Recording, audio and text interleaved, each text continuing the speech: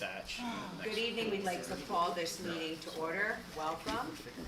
Can you please, please rise for the salute to the flag. Yeah, let me do this. Wait, first we gotta open. This meeting is being held in accordance with the schedule of meetings adopted at the organizational meeting held January 5th, 2020. Adequate notice of this special meeting of the Kenilworth Board of Education has been provided to the Home News Tribune, the Star Ledger, the local source on January 20th, 2020. A copy has been filed in the Kenilworth Borough Clerk, posted in the business office, the Kenilworth Borough Hall, Harding School, the Brearley School, as provided by the Open Public Meetings Act. The notice of this meeting and the advertised section of the 2022-23 school budget was published in the April 21st, 2020 edition of the local source. Thank you, Mr. Ganella. Please rise now, salute to the flag. I pledge allegiance to the flag of the United States of America and to the republic for which it stands, one nation, under God, indivisible, with liberty and justice for all. Okay, roll call. Okay, Biner. Here. David. Here. Drogan. Here. Haberther. Here. Jankowicz. Here. Ladati. Here. Panici. Here. Tiers. Here. Zimmerman. Here. All present. Okay, the purpose of this evening's meeting is to present the 2022-23 annual school budget to the community and adopt the budget, award construction projects, and approve other regular agenda items. At this time, we'll start our presentation, so I will switch gears.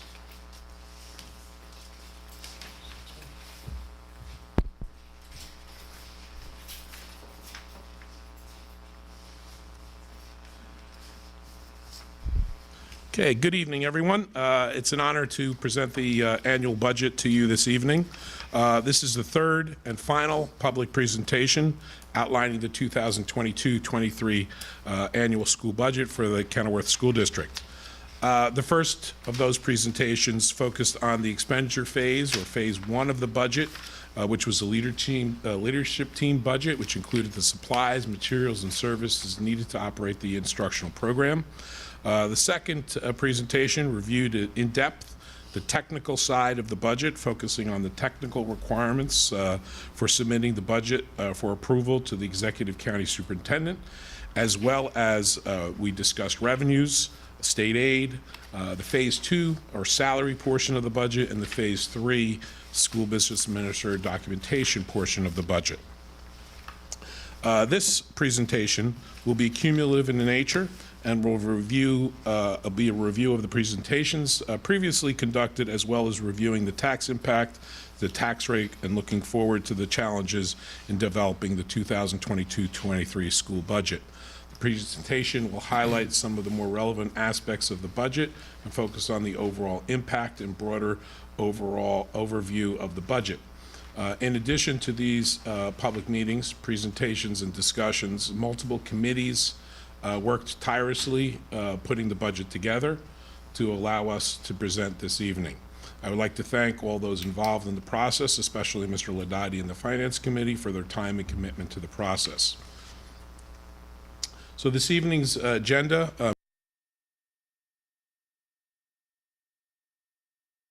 I will then get into the budget status and review expenditures and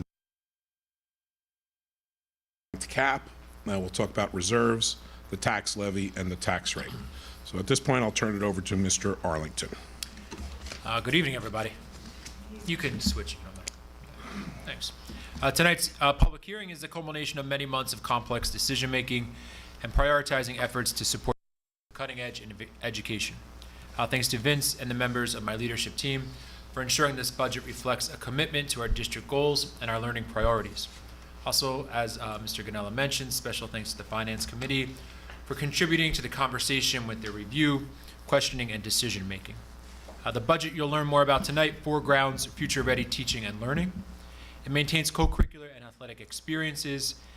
It enhances social and emotional services and is concurrently mindful of a tax impact, particularly in light of an upcoming referendum. Do you mind going to the next slide? Sure. Yeah. Certainly not a comprehensive list, but some of the priorities I'm most excited about are posted here. We'll continue to advance pedagogy with an instructional coach in the realm of instructional personnel. And we'll add an ELL teacher to help address our growing population of English language learners. A student assistance counselor and continued partnerships with Rutgers University Behavioral Healthcare allow us to double down on our commitment to our school community's mental health needs. Finally, in the right column, here you'll see some what I think are really compelling advancements. Teaching and learning are why we exist. Startup programs in esports, music production, and STEM open up access to students, build our program of studies, and hopefully get more kids excited about coming to school. I hope these priorities serve as thresholds that move students through the gateways and help them actualize their potential and get them to love learning. At this time, Mr. Ganell, I turn it over, or back to you. Thank you, Mr. Arlington. Okay, we'll now start a review of the expenditures and the revenues of the budget. I'll first talk a little bit about some of the challenges that we faced this year. Overall, not much has changed since our March 24th meeting where we adopted the budget for submission to the Executive County Superintendent. That budget was approved for advertising by the Executive County Superintendent. At previous meetings, we discussed these concerns that are highlighted up here this evening. Every year we face lots of challenges, but from a budgetary perspective. But this year were a lot more complex and difficult to overcome. I'm sure you're all facing some of these challenges currently in your as you go through your own personal budgets at home. With a 2% cap on the tax levy, and the prospects of state aid changing beyond the 2024 fiscal year, I'm concerned with the long-term fiscal outlook of the district, for the district. It was only through the infusion of additional state aid that assisted us in closing the budget gap and prevented the reduction of programs this year. This budget and this board and all boards really have to start having discussions with our legislators about the impact that this will have on our programs in the future, that the state aid formula will have on our ability to provide education that is needed to move student achievement forward. Without a monumental shift in the funding formula, and more importantly, the tax levy cap, programs will be impacted. We've seen some local districts recently go through this, and it's just a short period of time before it starts affecting more and more districts around the state. From the expenditure view, here's a picture of what our expenditures look like. As we discussed the last meeting, the decrease from year to year is a bit deceiving and gives the impression that we actually did cut programs, since there's an actual negative overall increase in our budget. But as I discussed, this is rather simply an accounting procedure that requires the current budget be adjusted for the prior encumbrances, as well as the fact that the Fund 12 budget was significantly reduced because the 2021-22 budget included $1.1 million in construction projects, but the projected 2022-23 only includes $150,000. So that is one of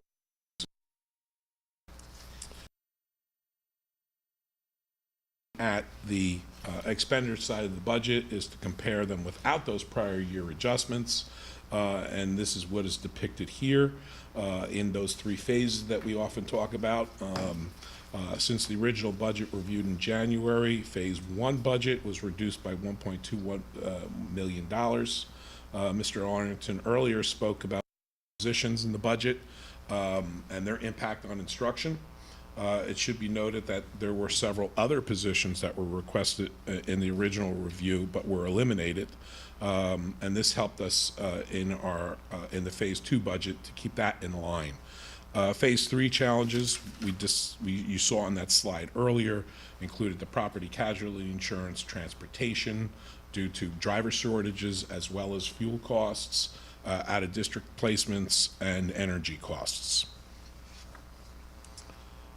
Another way to look at the expenditure side of the budget is from a programmatic standpoint. To summarize the expenditure side of the budget graphically, you can see here, it's a good way to demonstrate where the money is going programmatically. So at Harding, you can see that the Harding program costs about 22.67% of our budget. The Brearley is at 26%. Special ed is at about 25%. Athletics is at 2.39%, and undistributed costs such as central administration, IT department, leases, and debt services, that's at 8.8%. And then finally, benefits and insurance is about 14.4%.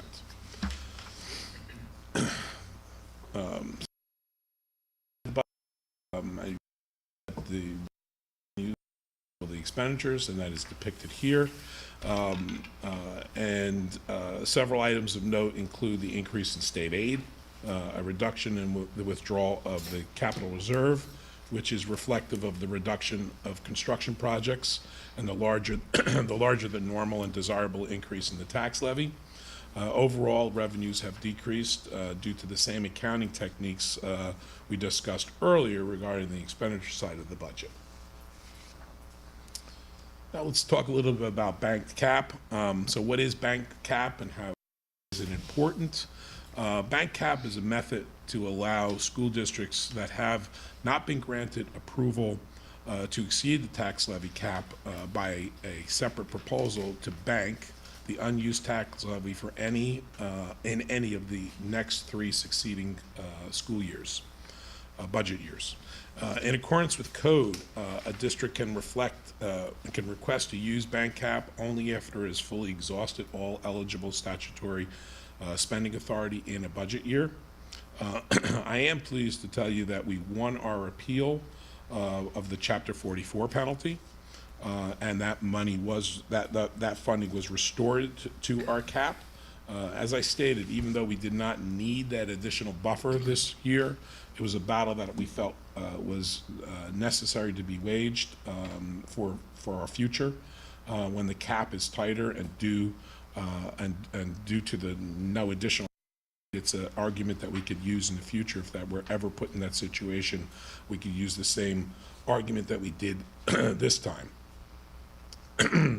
Please note that we have not generated any bank cap in the past 3 budget cycles. Short of a monumental shift in how state aid is distributed, I do not anticipate we will be able to generate much bank cap in the foreseeable future. In addition, we have $319,000 in bank cap, which will be expiring this year. That's in that first column there. This was a major discussion point at our March 21st Finance and Facility Committee meeting, where we discussed the pros and cons of allowing the bank cap to expire. In addition to an important takeaway about bank cap is that bank cap is not real money, but rather the district's authority to raise taxes above the initial tax levy cap calculation. It should not be confused with the next item that we're going to be talking about, which is free balance or surplus, and the recapitulation of balances. So there are several categories of balances that make up the recapitulation. Each category having specific requirements for how they can be used, how they are accumulated, and what their maximum levels are. The first to review is the unassigned free balance. Our current proposal calls for appropriating $450,000 to reduce the tax levy. The capital reserve, we will appropriate $150,000 for the pole barn storage unit and reserve the remainder to assist the referendum. You recall at the April 11th meeting, A. Campora, our financial advisor from Phoenix, discussed how using the capital reserve will allow us to delay the tax burden of the referendum for a year and partially the second year as well. Maintenance reserve, here we will appropriate $100,000 to offset ongoing maintenance needs around the district. And then finally, our final reserve is emergency reserve, which will remain at the maximum amount of $250,000. I have talked often over the years about our need to break our reliance on the use of free balance to reduce the tax levy. Overuse of balances to reduce the tax levy can distort the actual needs of the district and impact the cap, educational programs, and the taxpayers in the future. There's a fine balance between that needs to be maintained between the cap, the tax levy, and the use of reserves. I think we have met that fine balance this year. So here is a recap of what we just discussed. You can see here the unassigned free balance, or the surplus, or appropriate $50,000. The maintenance reserve of $100,000, reserve of $100,000. Let's talk a little bit about the tax levy and the tax impact. First, how do you calculate the tax levy? It's a pretty simplistic calculation. You take your total budget and you take away all your revenues other than the tax levy itself, and that's how you come up with the tax levy. So you start with your total budget, and you take away the appropriations that you made from your reserves. In this case, we made from the free balance, it was $450,000. The withdrawals from the other two reserves for a total of $250,000. Our Winfield tuition for our send-receive relationship with $281,000.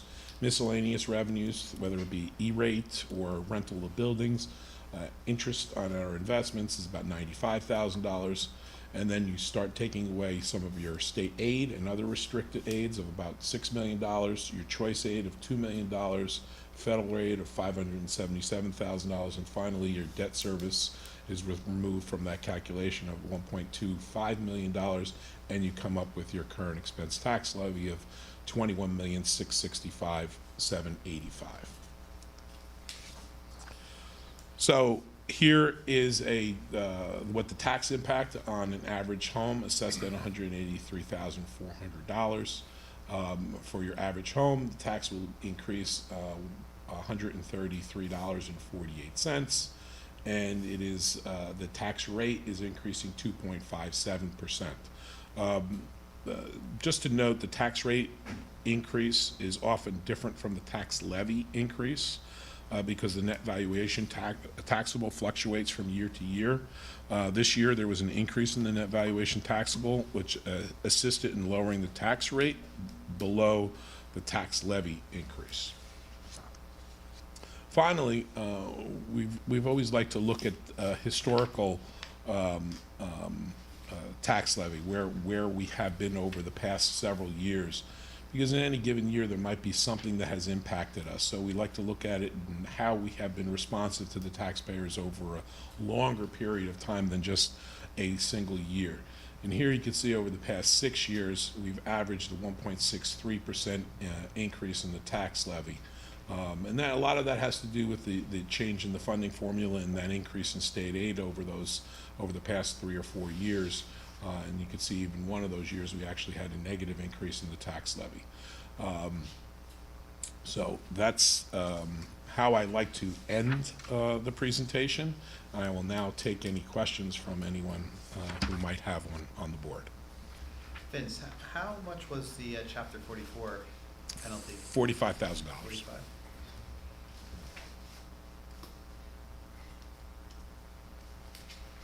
Okay. All right. Yeah. Will we discuss the resolution before you? Sure.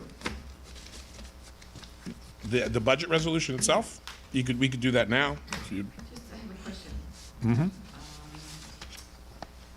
Well, it's resolution one, but then it goes into lots of other things, maintenance reserve. Mm-hmm. Just like there's a paragraph before resolution two, be it resolved, Board of Education authorizes superintendent designate administrator after consultation with the board president to make any technical adjustments necessary in order to submit a final budget and certify the taxes. I'm reading that as you could make changes yet. Well, like a dollar change.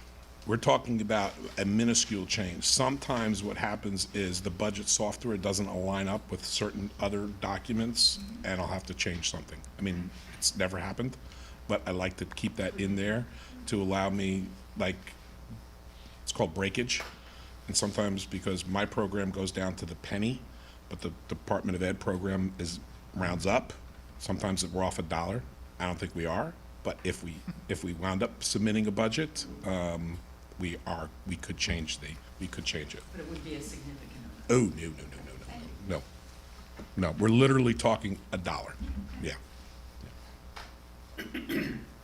Any other questions?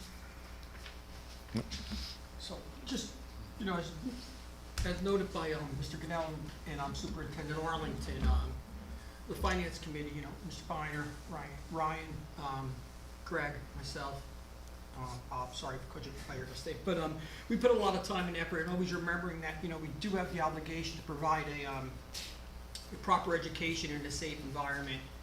We've always so we tried to do that, and we also have to keep in mind the taxpayers also, and I think we also did that very well this year. So with that, the Finance Committee does recommend approval of this 2022-2023 budget, and moving forward to a vote if that's the proper time, please. Right after public Okay. comment? Okay. Yep.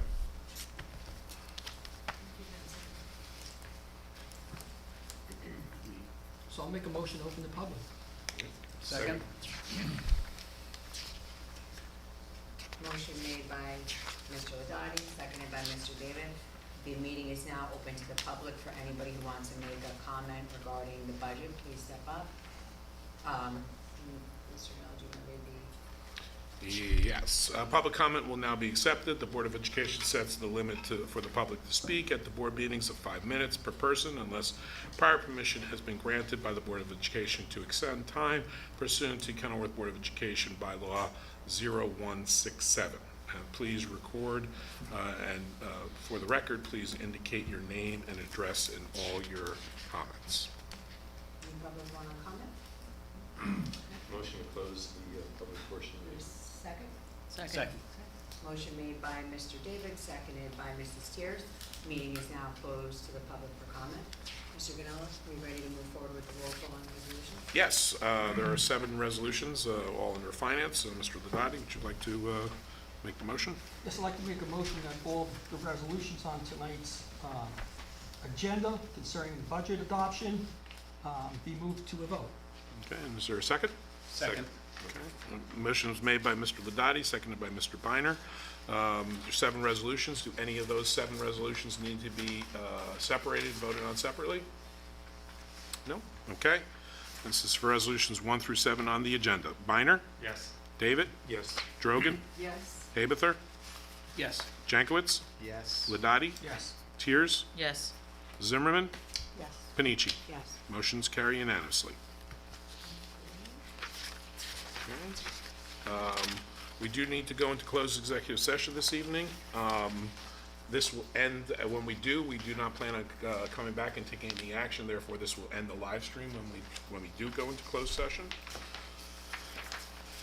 Motion to go into closed session. Second? Second? Okay, motion made by Mr. David, seconded by Mrs. Drogan. We're now going to go into closed session. Okay. Thank you so much Wait, for let me coming. just read the resolution. Yep. Be it resolved by the Board of Education, the Board of Education meet from private session from which the public shall be excluded to discuss the topic of the School Business Administrator's 2022-23 annual school contract, which private discussion is being held pursuant to Section 7B and 8 of the Open Public Meetings Act. Matters under discussion will be disclosed to the public as soon as final decisions are made and voted upon. Quick roll call. Mr. Biner? Yes. Mr. David? Yes. Drogan? Yes? Haberther? Yes. Jankowitz? Yes. Ladati? Yes. Tiers? Yes. Zimmerman? Yes. Panici? Yes. All in favor? Okay, we're in closed session. Thank you.